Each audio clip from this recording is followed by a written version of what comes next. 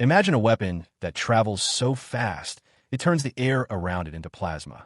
A weapon that can strike any target on Earth in under an hour, bypassing every existing missile defense system known to man. This isn't science fiction. This is the hypersonic era. Today, the global balance of power is being rewritten by Mach numbers. While the world watches the traditional superpowers, a new hierarchy is forming. From the combat-proven systems of Russia and China to the cutting-edge labs of the United States, and the incredible indigenous rise of India.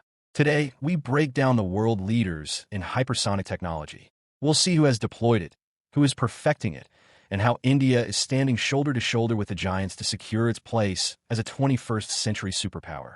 To understand where the world is going, we have to look at who is already there. Currently, Russia and China lead the world in terms of operational deployment.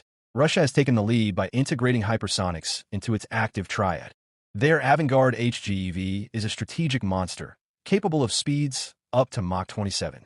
But their real game-changer is the 3M-22 Zircon. This is the world's first scramjet-powered hypersonic anti-ship cruise missile. It doesn't just fly, it maneuvers, making it nearly impossible for carrier strike groups to intercept. With the Kinzhal already seeing combat use, Russia has proven that these weapons are no longer just concepts, they are active tools of modern warfare. Then we look east. China has built the world's most robust no-go zone using hypersonics. The DF-17, equipped with a hypersonic glide vehicle, is specifically designed to neutralize regional missile defenses. But the real headline is the YJ-21, their carrier killer. China's focus is clear, ensuring that no navy can approach its shores without facing a Mach 10 threat that can't be stopped. Now, let's talk about the United States. While the U.S. was the first to experiment with hypersonic flight decades ago, they focused heavily on conventional precision, trying to hit a specific window from thousands of miles away without using nuclear warheads. This perfectionist approach led to delays, but the U.S. is now entering a massive surge. The Army's Dark Eagle, LRAShM, and the Navy's conventional prompt strike are moving into the fielding phase. These systems are designed to be mobile, lethal, and incredibly accurate. The U.S. is also pioneering the HACM, a cruise missile small enough to fit on a fighter jet. While they're technically in the emerging category for deployment, their technological depth and budget mean they're a sleeping giant about to wake up. But here's the story the world needs to pay attention to. Standing right alongside the U.S. in this emerging leader tier is India. While the world looks at deployment, India is mastering the fundamental physics of hypersonic flight. This isn't just about speed. It's about thermal management, material science, and supersonic combustion. Let's talk about the HSTDV, Hypersonic Technology Demonstrator Vehicle. This is the foundation of India's air-breathing hypersonic future.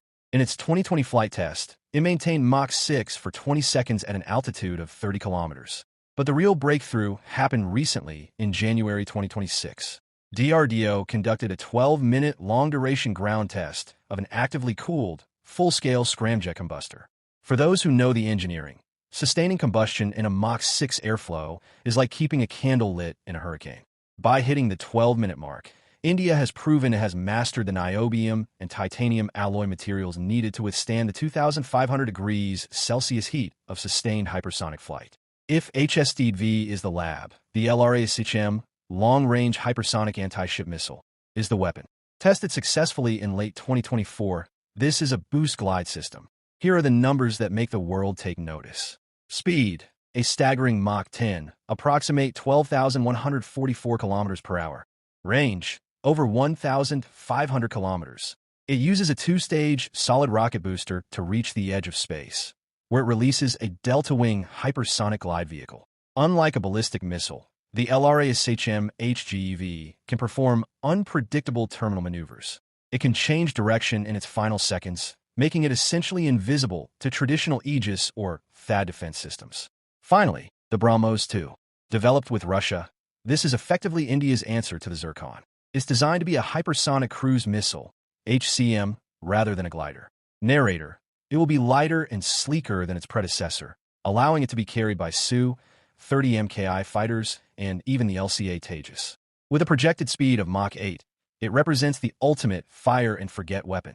Following the Scramjet combustor tests in 2025, flight trials are set to begin later this year. When we look at this data, the message is clear. India is the fourth nation to cross this threshold. We are seeing a shift from import-heavy to indigenous dominant. By unveiling the LRAShM at the 2026 Republic Day Parade, India is signaling to the world that it is no longer just a participant in the defense market. It is a trendsetter.